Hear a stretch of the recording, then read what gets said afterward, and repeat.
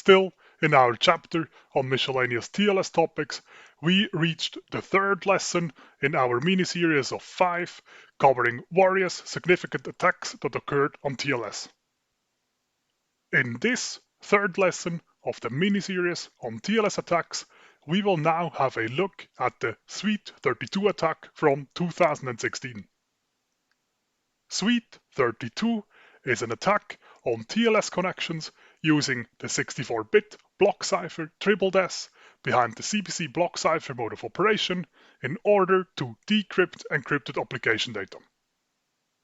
If only a single key is used, then using the 64-bit block cipher TSS behind the CPC is only secure if TSS is invoked much less than 2 to the power of 32 times. This is just around 4 billion times, or 32 gigabytes of application data. Sweet32 then delivered a proof of concept attack recovering HTTP cookies from a long-lived TLS connection that used TSS behind CPC and encrypted 610 gigabytes of application data under a single TSS key. Sweet32 can now be prevented by disabling all TLS cipher suites making use of the 64-bit block cipher TSS. Sweet32 could also be prevented by ensuring that a single TSS key only encrypts much less than 32 gigabytes of application data by, for example, limiting the length of TLS sessions. Alternatively, Sweet32 could also be prevented by switching from TLS 1.2 to TLS 1.3, as TLS 1.3 only supports the block cipher AES. With AES, Sweet32 is then rendered impractical, as AES is a 128-bit block cipher for which the security threshold of at most 32 gigabytes of application data to encrypt is increased to 256 exabytes of application data to encrypt, which is simply practically not feasible anymore to generate. Having again presented a short summary of the Sweet32 attack together with the mitigation measures that can be taken to prevent Sweet32, let's now briefly look into why an n-bit block cipher behind CPC is only secure for at most 2 to the power of n over 2 invocations. Underlying this reasoning is the birthday paradox, which is not really a paradox, but the intuitively surprising result from probability theory that if you have a group of 23 people, you have a probability of just a bit more than 50% that 2 people within the group of 23 were born on the same day of the year.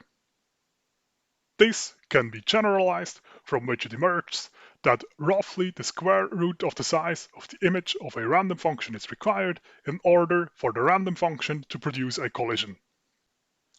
The CPC mode of operation is now such a random function due to the incorporation of a random IV and the use of XOR of the plaintext with the result of the encryption of the previous plaintext.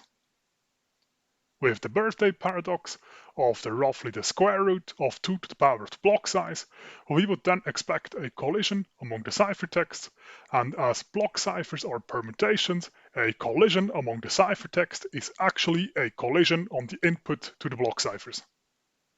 From this, it can then be seen that a collision among the ciphertexts reveals the XOR of the underlying plaintext, and if just only one of the plaintexts would be known, also the other plaintext could be calculated.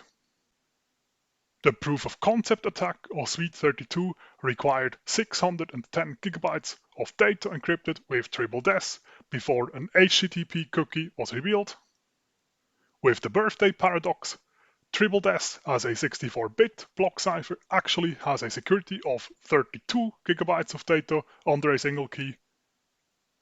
The reason Sweet32 that nevertheless required 610 gigabytes of data is then simply due to Sweet32 having had to wait until one of the collisions involved a pair of plaintext where one plaintext was the unknown cookie, but the other plaintext was a plaintext known due to the plaintext being part of a known HTTP GET request. This is Sweet32, a great application of the birthday paradox to attack TLS connections using 64-bit block ciphers such as TLS.